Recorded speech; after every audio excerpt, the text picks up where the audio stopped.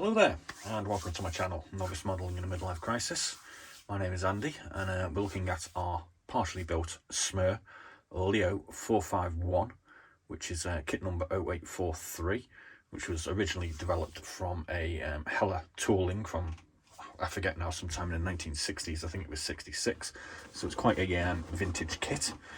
This was part of a You Choose My Next Build that we did at the beginning of July, offering up a few French aircraft to celebrate Bastille Day on July the 4th, and the intention was to actually get this built for July the 14th, sorry. But we went through a model making malaise, and we just abandoned it and went and sat in the garden for 10 days with a couple of cans of lager.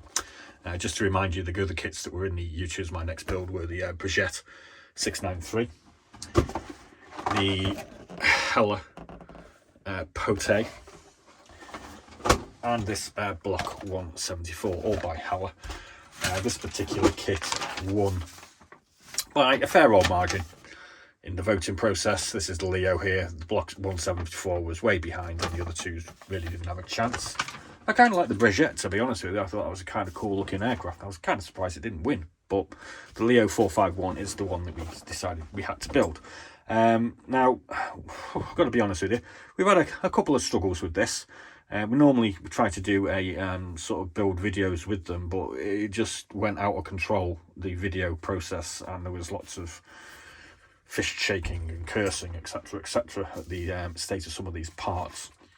So we built it, and we're doing what is in effect a sort of build update, and we're going to put these parts together in front of the camera because I kind of feel as though I owe you something, I suppose. So what struggles did we have? Well, there was some serious, well, there still is some serious warping on this kit, and we had a really huge gap here at the top of the fuselage that required a significant amount of masking tape to get it together.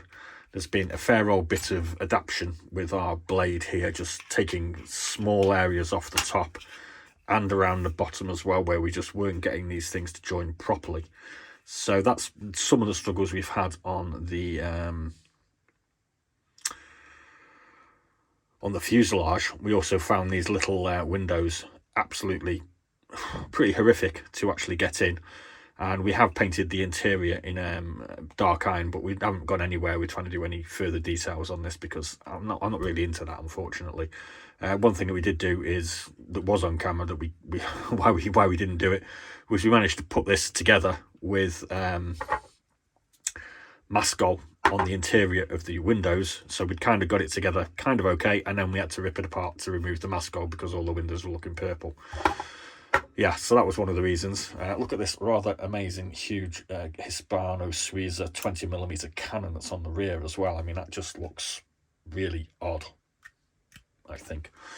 So another problem we've had with warping has been on the wings. Quick demonstration for you here. This is what we're going to put together now, and look at that. I mean, it goes together kind of easy. It's not that much of a problem. Nowhere near as much of a problem as we've had with the fuselage. The mechanism here for the undercarriage has been really, really, really difficult. It's the hardest one I've ever had to do, and I really hate undercarriages. There's just many parts. These two pieces need sticking together, and there's lots of other little bits to go on. And I still need to finish this off by putting this sort of mud guard or something on the rear. Kind of interesting features on this kit. We've got this retractable gun station as well, dorsal turret, which retracts into the fuselage. That wasn't too hard to put together, but it needs a bit of refinement, as you can see, before we go into put some paint on it. So anyway, let's stop yapping and get some of these bits together, I suppose. So I'm going to put some glue on this now. And we'll get the masking tape ready, and hopefully we'll be able to get this thing together. Okay.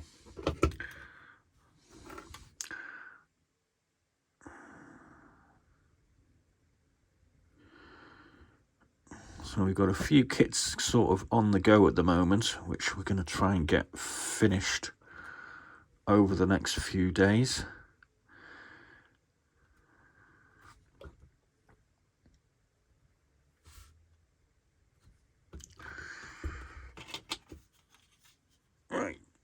So that's going to go in there.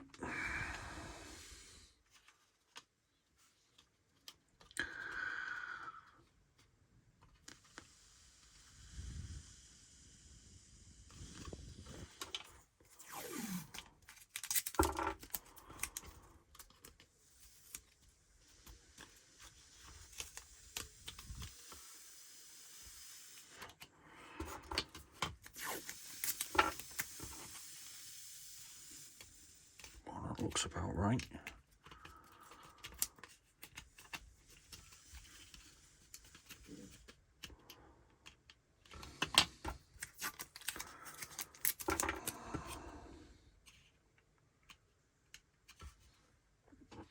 Right, so hopefully we got that setting in the right position now. It looks as though it's in the right position.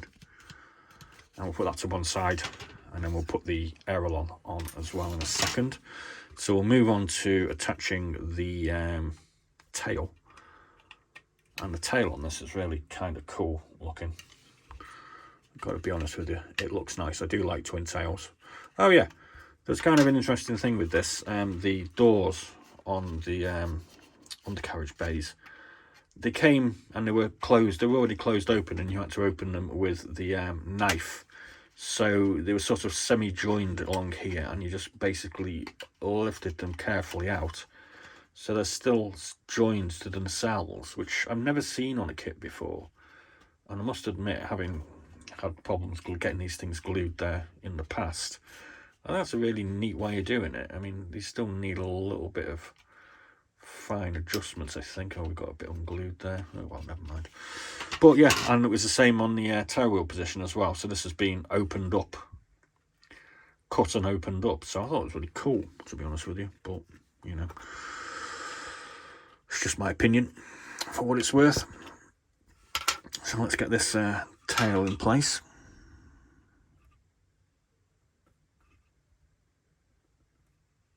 Ew.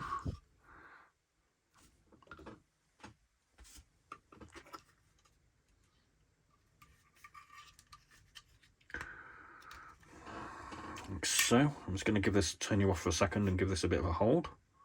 Right, so that tail is holding, so I'm going to take the tape off these and see what's going on here now, because we're going to put the aileron on, and that's sticking okay by the look of it. And this is going to look pretty cool when it's actually all together. So, you know, these sort of vintage repro kits, when you do them, you know, whatever struggles you have, they do look pretty, you know, it still looks pretty good. And as I think we were all aware, the LeO 451 just isn't available anywhere else, you know. So if you want to do this rather interesting and cool French, stop shaking, French bomber, this is really the only option you have, you know.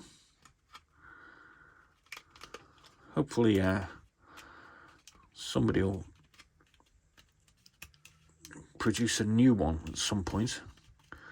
Yes, I'm looking at you, Azure, or you guys, Special Hobby, as you seem to like to do some of these obscure aircraft. Let's get this engine mounting on. I'm not going to be mounting the propellers, as I prefer to paint them separate. I normally paint my undercarriages separate as well, but there was no way I was going to be able to get the undercarriage together with the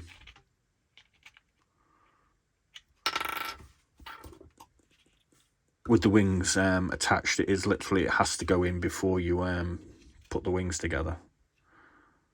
So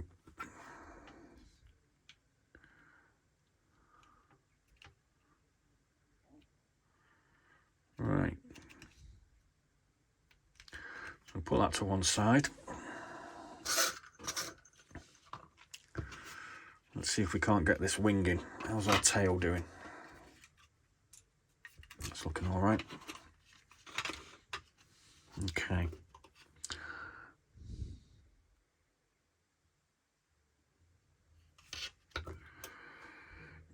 Stop shaking, will you, man?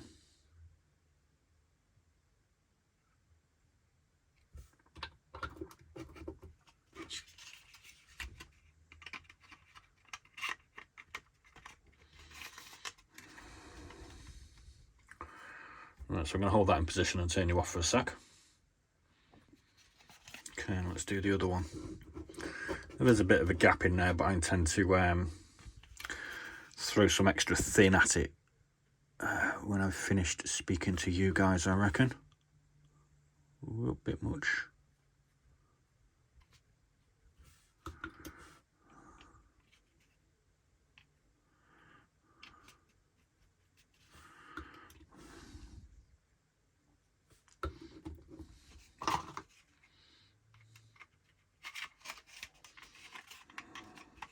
Right, so I'm going to hold that in position for a bit now. Right, so we got our rubber band in place, which is going to help us get our angles right, hopefully. So we'll leave that as it is. So what have we got to do? We've got to do our glaze parts, which I'll be doing afterwards. We've got to put the propellers on. We've got a couple of other little glaze parts to put on. There's a top piece to go in here. And there's a couple of other little bits as well. So we're nearly done with putting this thing together now.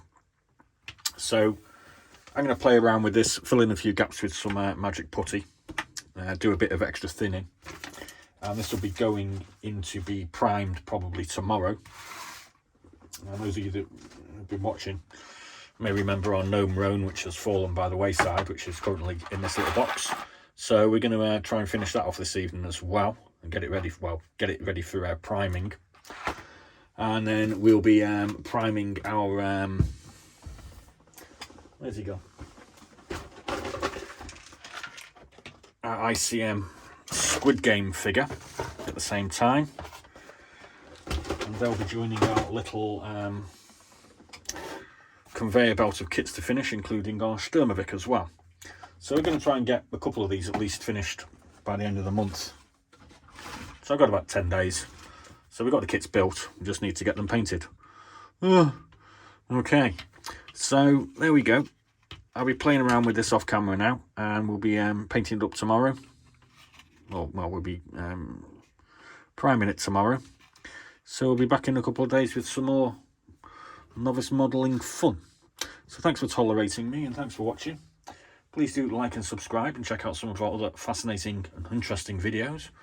And as always, be seeing you.